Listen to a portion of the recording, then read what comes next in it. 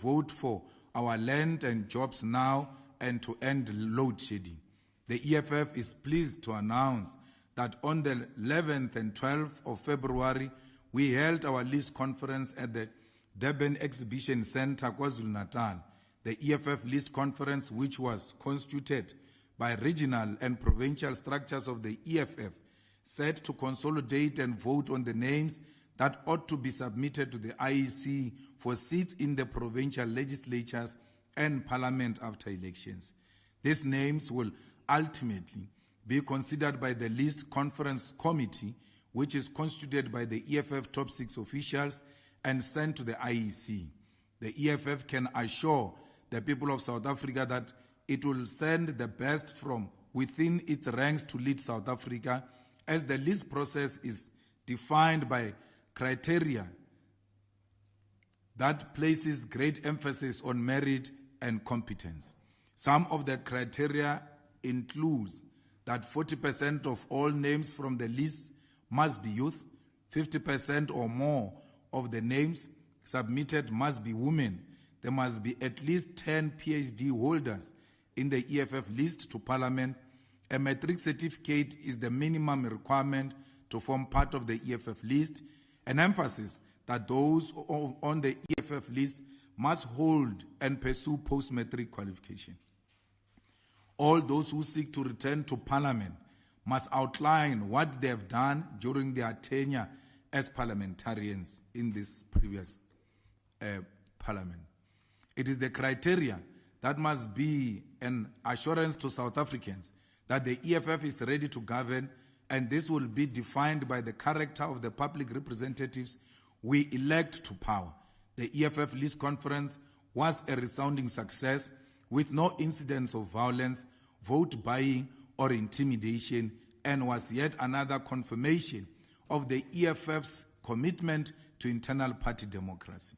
Following this, we call on all structures to focus all their energies on the campaign for total election victory, using the EFF's manifesto as the weapon to win the hearts and minds of our people. The campaign must continue to be based on umtu emtwini mutu mutu, as every vote counts in the war for economic freedom. We reiterate the call for Cyril Ramaphosa to announce the election date, as his delay will not save him from his inevitable removal from office. Until then, all South Africans must continue to register to vote on the IEC elections website, as the voters' roll remains open until such a time the election date is proclaimed. We take this opportunity to welcome back home and congratulate Bafana for their courageous performance and the bronze medal in the recent AFCON competition. We believe that we can build on this progress. We call on SAFA to make sure that they pay reasonable remuneration to players and the technical team for the national team, and ensure that there is an equal pay for Banyana Banyana. We call upon the racist corporate South Africa to sponsor Bafana and Banyana Banyana, as they are equally important to the development of sports.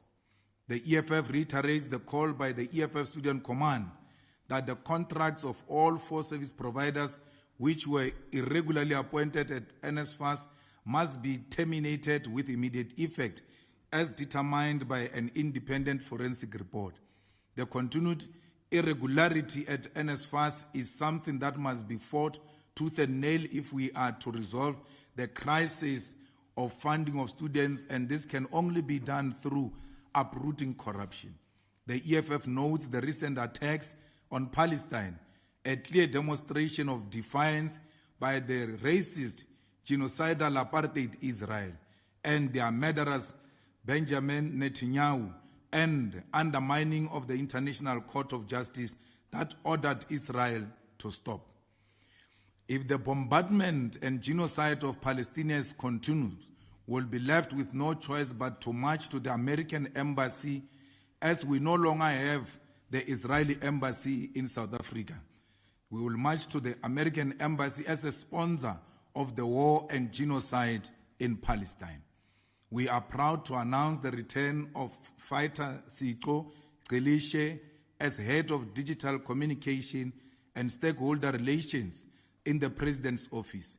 We wish her well in her new responsibilities. I thank you. Thank you very much.